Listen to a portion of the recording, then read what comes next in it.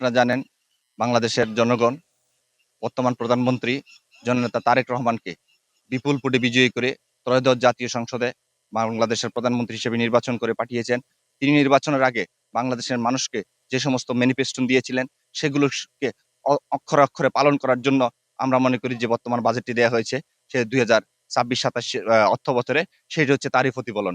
এই এই বাজেটটিকে আমরা দেখেছি এটি গণতান্ত্রিক এবং ইনক্লুসিভ একটি বাজেট এবং মানবিক একটি বাজেট। যে বাজেটের মাধ্যমে আমরা মনে করি বাংলাদেশের মানুষের মানবিক মূল্যবোধ এবং বাংলাদেশের মানুষের সামাজিক আর্থসামাজিক অবস্থার উন্নয়নের জন্য এটি মাইলফলক হয়ে থাকবে। তার মধ্যে যে শিক্ষা বাজেটটি দিয়েছেন সেটি একটি যুগান্তকারী শিক্ষা বাজেট দিয়েছেন বর্তমান সরকার। এই বাজেটের মাধ্যমে আমরা দেখেছি বর্তমান বাজেটের মূল 2% বরাদ্দ এই শিক্ষা খাতের জন্য রেখেছেন।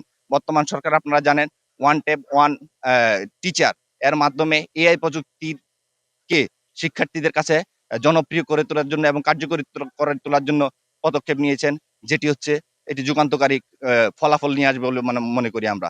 তার পাশাপাশি বর্তমান সরকার যে লার্নিং উইথ হ্যাপিনেস একটি বিষয়কে সামনে রেখেছেন, যার মাধ্যমে শিক্ষার্থীরা শুধু পড়াশোনার নয়, পড়াশোনার পাশাপাশি চারু এবং কারুকলা, নাট্য এবং সঙ্গীত এই জিনিসগুলোকে তারা প্রাথমিক পর্যায় থেকে আয়ত্ত করতে পারবে।